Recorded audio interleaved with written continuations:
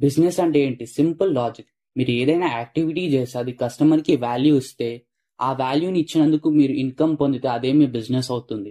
ఇది చాయ్ స్టాల్ కావచ్చు, YouTube channel కావచ్చు, లేదా 10 రూపీస్ టర్న్ ఓవర్ ఉన్న కంపెనీ కావచ్చు, లాజిక్ ఒకటే.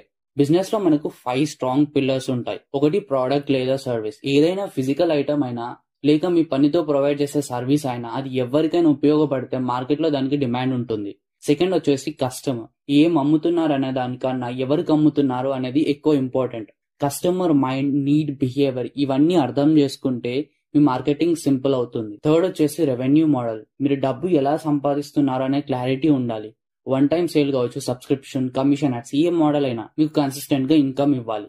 ఫోర్త్ వచ్చేసి ఆపరేషన్స్. మీ ఫ్రంట్ ఎండ్ గొప్పగా ఉండడమే కాదు, back end systems, deliveries, support, payment process ఇవన్నీ స్మూత్ గా రన్ అవ్వాలి. లేదంటే మీ బిజినెస్ స్లో అవుతుంది. ఇక ఫిఫ్త్ అండ్ లాస్ట్ మోస్ట్ వచ్చేసి మీ ప్రాఫిట్. అన్నిటికన్నా ఇంపార్టెంట్ పిల్లర్. మీకు ఏం మిగిలింది అనే దానికనేదే గేమ్ చేంజర్. ప్రాఫిట్ లేకపోతే బిజినెస్ గ్రో అవ్వదు, సస్టైనబుల్ గా కూడా ఉండదు. స్టూడెంట్ అయినా, ఫ్రీలాన్సర్ అయినా, మీరు ఏ స్టేజ్ లో ఉన్నా సరే ఈ 5 పిల్లర్స్ మీకు బేస్ గా అర్థమైతే మీకు ఫ్యూచర్ లో బిజినెస్ మొదలు పెట్టడం చాలా ఈజీ అవుతుంది.